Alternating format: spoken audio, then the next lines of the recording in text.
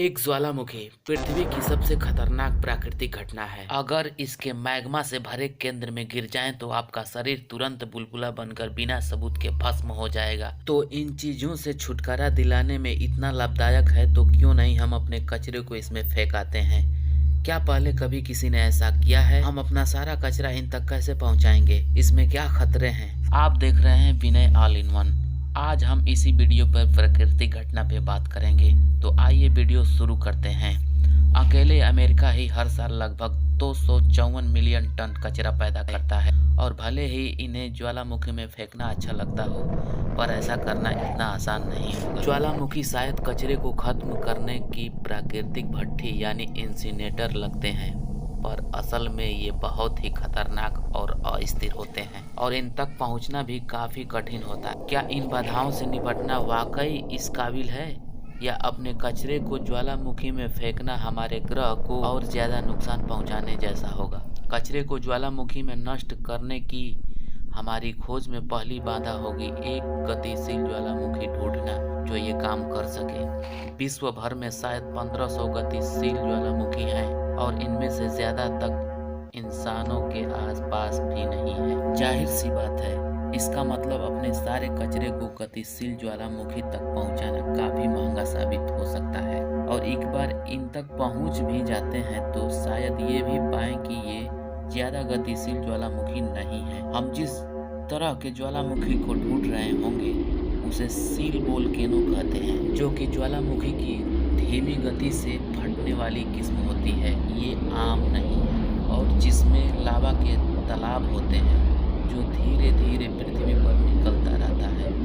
दुर्भाग्य से इसकी अधिक संभावना है कि आप इनके कुछ सेल भाई से मिलें जिन्हें स्ट्रेचो ज्वालामुखी कहते हैं। स्ट्रेचो ज्वालामुखी को उनके विस्फोटक तरीके से फटने के लिए जाना जाता है, जो कि गर्म गैस और मैग्मा के बढ़े हुए प्रेशर की वजह से होता है। दूसरे शब्दों में ये शहर के कचरे को भी इनमें फेंकने के लिए सबसे सही जगह नहीं है। चलिए मान लेते हैं कि हम भाग्यशाली रहते हैं कि हमें बढ़िया गतिशील ज्वालामुखी मिल जाता है। इससे पहले कि हम इस बात की चिंता करें कि हम अपना कचरा इन तक कैसे पहुंचाएंगे, पहले ये देख लेते हैं कि कचरे को इनके अंदर फेंकना एक सही विचार होगा। तो आप पहले ऐसे इंसान होंगे जो कचरे को इकट्ठा करके ज्वालामुखी के सुराग तक पहुंचाने के लिए रखे गए हैं। तो आप तुरंत ही अपने कैरियर के चुनाव पर सवाल करने लगेंगे। एक ज्वालामुखी का सुराग विषैली गैसों, लावा के छींटों और गिरने योग्य चट्टानों की एक खतरे वाली स्थान होती है, और इनमें एक बार चीजें फेंकना शुरू करेंगे तो ये और भी खतरनाक हो जाएंगी।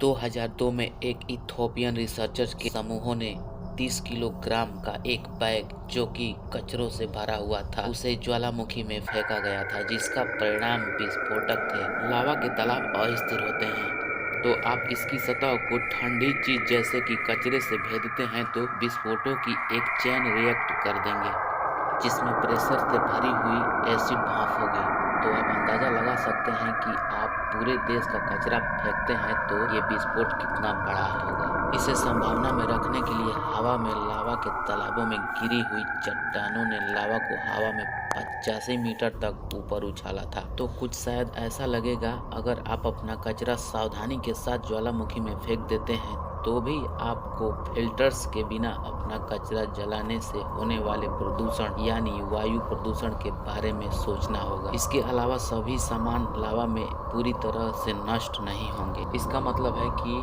वो बचे हुए हिस्से बाद में विस्फोटक होकर अगल बगल के भूदृश्य को दूषित कर सकते हैं। उदाहरण के लिए, अगर आप न्यूक्लियर वेस्ट यानी परमाणु कचरा जलाने के बारे में सोच रहे हैं तो ये सरासर गलत है। अगर हम पर्यावरण पर पड़ने वाले इस प्रभावों को इस तथ्य के साथ जोड़कर देखें कि इस सारे कचरे को ज्वालामुखी तक पहुंचाने में पर्यावरण में कार्बन का रिसाव यानी कार्बन फुटप्रिंट काफी बढ़ेगा, तो ये सारी चीजें एक बेकार योजना लगती हैं। अगर हमें अपना कचरा जलाना ही है तो क्यों ना उसे एक ऐसी जगह जलाएं जहां हम भट्ठी या इंसिनेटर से निकलने वाली गर्मी को ऊर्जा के नए स्रोतों में बनाने में लगा पाएं, या तो फिर हम अपना सारा कचरा अंतरिक्ष में भेज दें। निश्चित ही वहां इसका कोई गलत परिणाम नहीं होगा। दोस्तों, आपको अगर ये वीडियो अच्छी लगी हो तो लाइक शेयर जरूर कर देना दोस्तों।